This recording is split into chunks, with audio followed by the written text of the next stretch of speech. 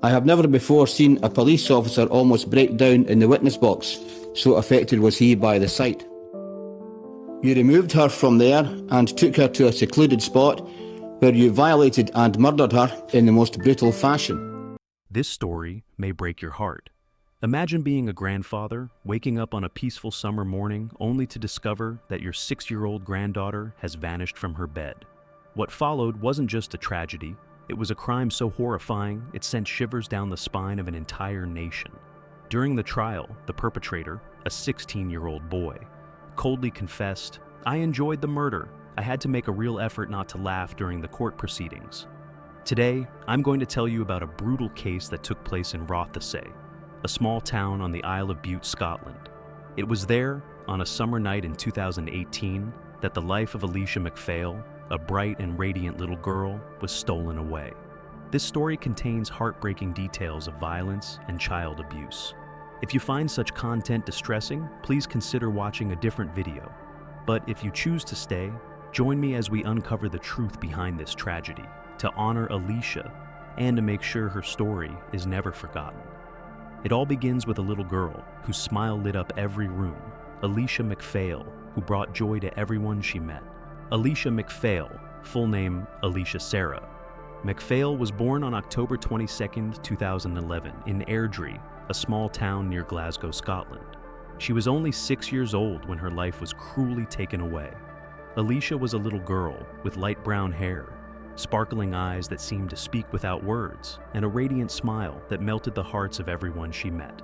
Her teacher, Ms. Wendy Davey, once described her as a bright student who loved to read and was always meticulous with her handwriting.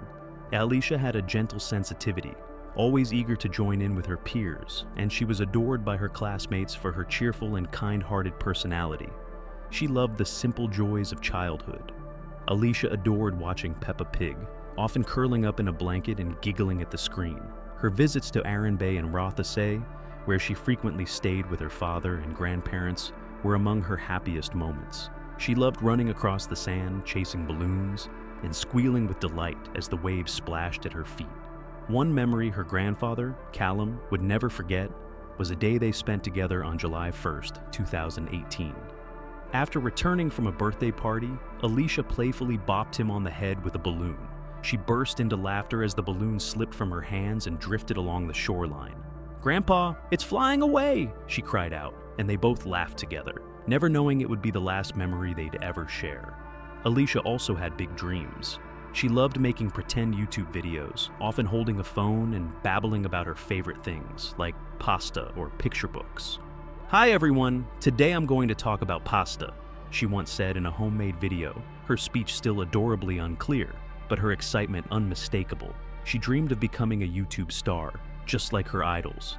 Every time she visited Rothesay, Alesha brought a burst of energy, filling her grandparents' small apartment with laughter and life.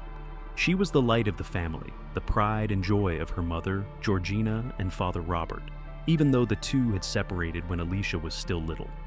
Life wasn't perfect, but Alesha was deeply loved and cared for. But that beautiful light was extinguished on a fateful summer night, in the very home where she felt the safest. Alesha MacPhail grew up in a broken home, but one filled with love for her. Her mother, Georgina Lochrain, and father, Robert MacPhail, had separated just 3 months after Alesha was born.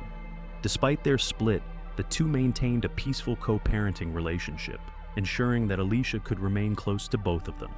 Georgina lived in Airdrie, where she cared for Alesha with devotion, making sure she went to school regularly and encouraging her passion for making YouTube videos. At home, Georgina often saw her daughter chattering in front of the camera, her eyes lighting up as she talked about the little things she loved. Life as a single mother wasn't easy, but Georgina did everything she could to give Alesha a happy and full childhood. Meanwhile, Robert had moved to Rothesay on the Isle of Bute, where he lived with his parents Callum and Angela MacPhail in a modest 3-bedroom apartment. Every other weekend, Alesha would visit her father and grandparents, staying in her own cozy little corner of their home. These visits were filled with laughter, beach outings, park strolls, and afternoons of swimming. Though Robert wasn't with Alesha every day, he loved his daughter deeply. They often watched YouTube together, laughing as Alesha mimicked her favorite vloggers. Robert's girlfriend, Toni McLaughlin, also lived in the apartment and was frequently around Alesha. By all accounts, their relationship was friendly and without conflict, at least on the surface. But beneath that surface were troubling details that, in hindsight, raised disturbing questions. Robert and Toni were involved in low-level cannabis dealing in the area. Nothing large-scale, but enough to sustain Robert's drug habits. What no one in the family realized was that this seemingly minor involvement would unknowingly place Alesha in the path of something far more dangerous. Aaron Campbell, a 16-year-old boy living on the island, had previously bought cannabis from Robert. Their relationship wasn't close. In fact, it had become tense after Aaron complained about the quality of the drugs and refused to pay a $10 debt. There was no clear evidence of any deep-seated animosity, but the brief overlap between Aaron and Alesha's family laid a dark foundation for what was to come. No one suspected that this seemingly ordinary teenager was harboring twisted fantasies. Aaron had reportedly told his girlfriend that he wanted to kill someone for the thrill. These signs, disturbing, haunting in retrospect, were ignored. As summer 2018 began, Alesha happily looked forward to her vacation. But an unsettling feeling had already started to creep in. No one could have known that her trip to Rothesay would be her last. On July 1st, 2018, the day began as a joyful summer day for Alesha MacPhail. The 6-year-old had just returned to Rothesay, Isle of Bute, after attending a birthday party in Airdrie with her grandfather, Callum. On the way back, Alesha playfully tapped her grandfather's head with a balloon, giggling when it floated away. That evening, the family gathered in their 3-bedroom apartment. After dinner, Alesha was tucked into bed, watching her favorite cartoon, Peppa Pig. Around 10:30 p.m., she ran to her grandparents' room, gave them a big hug, kissed them, and said, "Good night, Gran and Granddad," before returning to bed. By 11 p.m., Callum checked on her and saw she was fast asleep. No one could have imagined it would be the last time they saw her alive. Meanwhile, not far away, Aaron Campbell, a 16-year-old teenager, was at his home after a party with friends. Aaron had consumed a large amount of alcohol, including a bottle of Mad Dog liquor and sharing a bottle of Echo Falls with a friend. His mood soured after an argument with his mother, Jeanette. By midnight, as his friends left, one returned to retrieve a bag and found Aaron in a depressed state, even expressing thoughts of self-harm. After being comforted, Aaron said, "I'm going to get some weed and sleep, thanks mate." But instead of going to bed, Aaron hatched a dangerous plan. Around 1:54 a.m. on July 2nd, CCTV captured Aaron leaving his house, carrying a kitchen knife. His initial intent was to break into Robert MacPhail's home to steal cannabis, something he had done before. Robert's door was unlocked, and Aaron entered easily.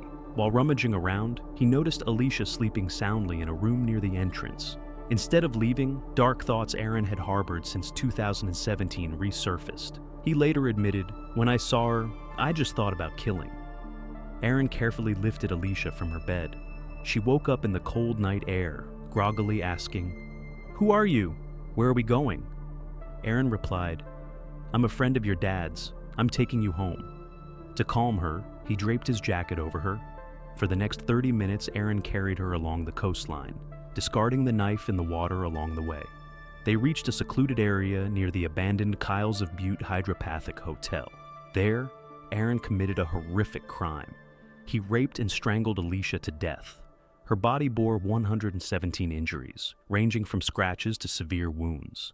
Afterward, Aaron left Alesha's body in the woods, returned home, threw his blood-stained clothes into the sea, showered, and went back to the scene to retrieve a forgotten phone.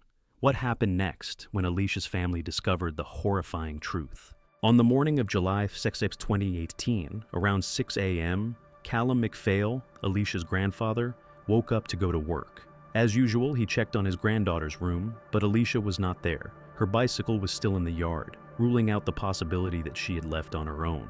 Panicked, Callum woke the rest of the household, including Alesha's father, Robert, his girlfriend, Toni McLaughlin, and Angela, Alesha's grandmother. The family searched the apartment frantically, but found no trace of Alesha. At 6:23 a.m., they called the police. Angela posted on Facebook, urging the Rothesay community to help find her granddaughter. Tragically, this post was how Alesha's mother, Georgina, learned her daughter was missing, as no one had been able to inform her directly. Police Scotland launched an immediate response. mobilizing extensive resources. Dozens of local residents, along with the Coast Guard and a helicopter, joined the search. Around 6:55 a.m., a first clue emerged. The knife Aaron Campbell had discarded on the beach was found. By 9 a.m., a passerby discovered Alesha's body in the woods near the abandoned Kyles of Butte Hydropathic Hotel. The horrific scene nearly brought a police officer to tears at the site. Alesha's family was informed shortly after, and overwhelming grief consumed them. The police launched a large-scale investigation, sealing off multiple areas on the Isle of Butte and conducting house-to-house searches. A breakthrough came from Jeanette Campbell, Aaron's mother. Concerned about her son's unusual behavior, she checked their home's CCTV footage and saw Aaron leaving at 1:54 a.m., returning at 3:35 a.m., then going out again in different clothes, carrying what appeared to be a flashlight. Jeanette confronted Aaron, but he denied any involvement. Believing him innocent, she handed the footage to the police to clear his name. Instead, the video became critical evidence. On July 4th, Aaron was called in as a suspect. Initially, he answered questions calmly, but when police presented the CCTV evidence, DNA found on Alesha's body, and phone data, his demeanor shifted. Aaron had searched how to collect DNA evidence on his phone and posted a Snapchat selfie captioned, "Criminal." Under pressure, he offered a cruel defense. He blamed Toni McLaughlin, Robert's girlfriend. At trial, Aaron claimed he had been with Toni that night and she had killed Alesha, planting his DNA on the body using a condom. This claim was entirely debunked as Toni was proven innocent. The trial took place in February 2019. After 3 hours of deliberation, on February 21st, the jury found Aaron Campbell guilty of abduction, rape, and murder. Before sentencing, Aaron admitted to psychologist Dr. Gary McPherson that he was satisfied with the crime and had to restrain himself from laughing during the trial. On March 21st, 2019, Aaron was sentenced to life imprisonment, with a minimum term of 27 years, later reduced to 24 years due to his age. The judge described him as cold, ruthless, and without remorse. The public did not remain silent in the face of this horrific crime. The Alesha MacPhail case was not only a personal tragedy for her family, but also a profound shock that shook the Rothesay community and all of Scotland. The small, peaceful town on the Isle of Butte was plunged into horror and disbelief.